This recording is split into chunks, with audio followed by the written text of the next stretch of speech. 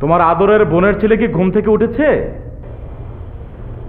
ও, উনি তো জমিদারের ছেলে, নবাবজাদা। সারাদিন ভবঘুরের মতো ঘুরবে, খাবে দাবে, খালার বাড়ি আছে, খালু কিছু বলে না। 1.5 বছর ধরে চাকরির জন্য ট্রাই করছে। জিজ্ঞেস করলে আমি তো ট্রাই করছি খালু। সব জায়গায় চেষ্টা করছে, তুমি একটু শান্ত হও। চেষ্টা আমরা বুঝি না? আমরা চাকরি করি না? ওকে নিয়ে আসলাম, বললা ছেলেটার বাবা মা নাই, আমি ওকে বাবার মতো আদর যত্ন করি নাই। 1.5 বছর হচ্ছে পড়াশোনা শেষ, এবার চাকরি টাকরি দেখ, ঘোর, কোনো ট্রাই নাই। এরকম একটা বেকার ছেলে আমি কোনোভাবে সহ্য করতে পারছি না। ওর শরীরটা খুব খারাপ, ও শুয়ে আছে, ও শুনতে পাচ্ছে, তুমি একটু চুপ থাকো। আমি তো চাই ও শুনুক। শুনলেন তো আমার প্রতি তার অভিযোগ? ভালো হইতে পারে, আমার মনটা কিন্তু অনেক ভালো। চলেন না যাই, একটু ফুচকা খায় আসি, ডাবের পানি খায় আসি। নাম্বার থেকে দেওয়া যায়? ভাবি বল, ভাবি কিসের আপু, ভাবি বল। কেন আসছো? গত কয়েক ঘন্টা ধরে দাঁড়িয়ে আছে, আরো কয়েক ঘন্টা দাঁড়িয়ে থাকতাম, প্রবলেম নাই তো। এই যে ছেলেগুলো তো চলে গেল তোমার সামনে, একটা কথা তো বলতে পারলাম না ওদেরকে। তুমি কিভাবে এনি আইডি ওরা কথাটা অসত্যিকর কথা আমাকে শুনিয়েছে এতক্ষণ। তোমাকে বলি ওরা আমাকে কি কি বলেছে? আমার লেম পুরান কোয়েশ্চেনটাই করি, কেন দেরি হয়েছে? বাস পায় নাই, লেগুনা পায় নাই, অনেক জ্যাম ছিল, রাইট? এইগুলাই তো না? শোন শোন শোন, আমি গেলাম। আমি তোমার জ্বর? অসুবিধা নাই। অসুবিধা নাই মানে কি? তুমি এতটা জ্বর নিয়ে এখানে কেন আসছো? কত জ্বর তোমার, মেপেছো? সকালে একবার মাপলাম, তখন দেখি 102। Fine, let's not waste time, চলো। কোথায়?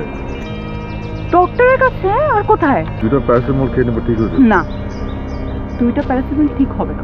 আমার কোনো কথা তো শোনো না, প্লিজ এই কথাটা শোনো। দেখলেন তো তারিন আমাকে কতটা ভালোবাসে। 3.5 বছর ধরে ও আমাকে এভাবেই কেয়ার করে যাচ্ছে। আজকে দেরি হয়ে গেল, তোমরা খেয়েছো না? যাও না, তার শুয়ে পড়ো, অসুবিধা নেই। আমি খেয়ে আমি কাপড় উঠে রাখবো। তো আপনি সারাদিন কোথায় ছিলেন? আজকে ওই ইন্টারভিউ দিয়ে আসলাম। তো আপনি গত 1.5 বছরে কয়টা ইন্টারভিউ দিয়েছেন? 33টা। এই যে আপনি একটা ঘরে থাকেন, এই ঘরটা যদি আমি প্রতি মাসে সাবলেট ভাড়া দিতাম তাহলে 6 থেকে 7,000 টাকা ভাড়া পাইতাম।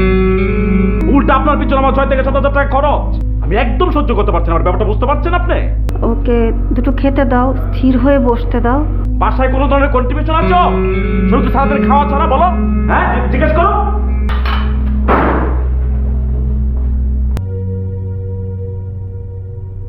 তুমি শাড়ি পরেছো কেন? আজ একটা স্পেশাল ডে, তাই শাড়ি পরেছি। Happy birthday. আমার বার্থডে না।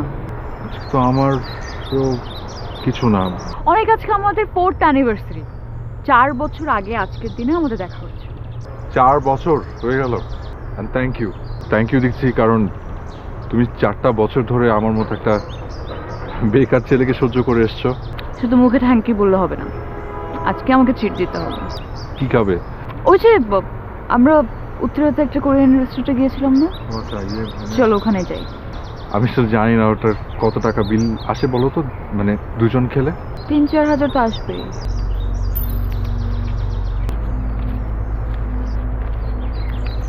না দেখলাম কত টাকা আছে, আমার কাছে আসলে 527 টাকা আছে। আমি তোমার কাছে ট্রিট চেয়েছি, আমি কি বলেছি তোমাকে বিল দিতে? বিল আমি দেব। আসলে নিজের কাছে না খুব ছোট লাগে। লোন দিচ্ছি, সুন্দর মতো লিখে রাখবা, পরে কিন্তু সব ফেরত নিব। চলো। আমারও মন চায় যে বিলটা আমি দেই, পারি না। ওকে কোনো কিছু গিফটও করতে পারি না। মাঝে মাঝে মনে হয় মাটি ভাগ করে মাটির ভেতরে ঢুকে যাই। আমি তোমার বাবাকে গিয়ে কি বলবো?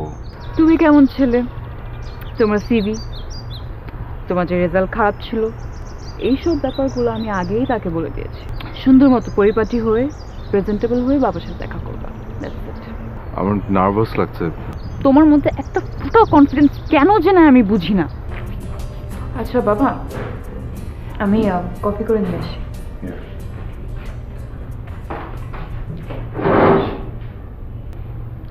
তোমার পুরো নামটা জানি কি? জি, অনেক আহমেদ। তোমার তো বাবা মা নেই। জি। তুমি খালা খালুর কাছে থাকো। মানে নিশ্চয়ই চাকরির জন্য এসেছো। জি।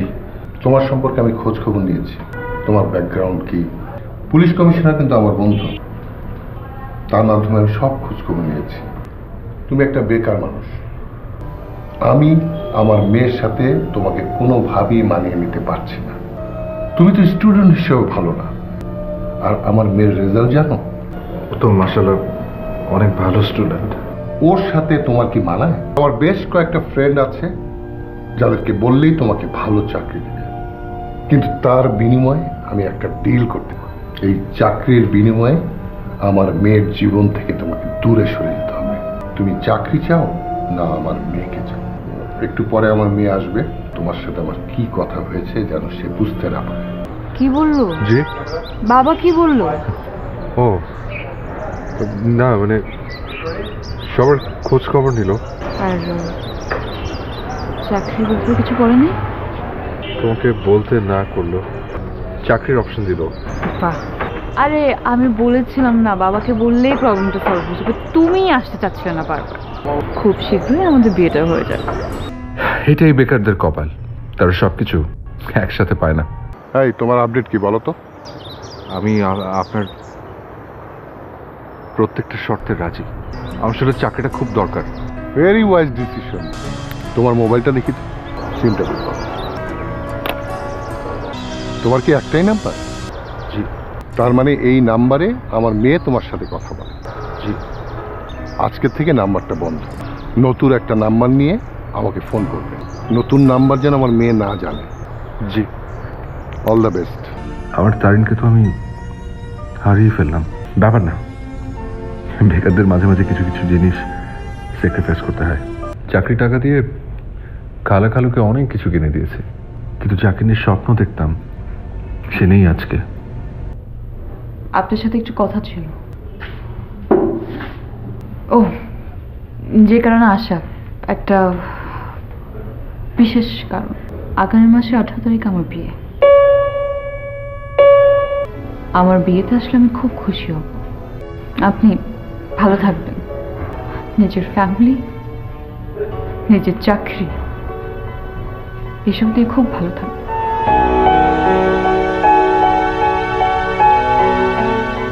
বসে যেতে তোমাকে এতটা সুন্দর লাগবে আমি তা স্বপ্নেও ভাবিনি। তুমি কি এসব বলার জন্য এখানে এসেছো? বেরিয়ে যাও। আই এম সরি, আমার সাথে মাথা ঠিক ছিল না, বুঝতে পারছিলাম না কি করব। বাসা থেকে খুব প্রেশার ছিল। চাকরি চাকরি, আর আমার মধ্যে তো তুমি চাকরিকে চুজ করেছো না। কিচ্ছু না, আমি শুধু তোমাকে চাই, জাস্ট ফর ওয়ান্স প্লিজ। তুমি যাও, আমার বাবার সাথে কথা বলো, তাকে যদি তুমি কনভিন্স করতে পারো, তার পারমিশন নিতে পারো, তাহলে আজকে আমি তোমার সাথে এই বাসা থেকে যাবো। তুমি এখানে? আঙ্কেল, আপনার সাথে আমার জরুরি একটা কথা আছে। আমার চাকরি লাগবে না আঙ্কেল, আমার লাগবে না চাকরি, আমার তারিনকে লাগবে। এই মুহূর্তে তুমি আমার বাসা থেকে বের হয়ে যাবে। আমি তারিনকে ছাড়া বাঁচবো না আঙ্কেল। আজকে আমার মেয়ের বিয়ে, আমার মান সম্মান নষ্ট করার জন্য তুমি আমার বাসায় এসেছো। তোমার বিপদের সময় আমি তোমাকে হেল্প করিনি? আমি তোমার কাছে হাত জোর করে রিকোয়েস্ট করছি, আমার মেয়ের ভবিষ্যৎটা এইভাবে নষ্ট করো না। প্লিজ তুমি চলে যাও।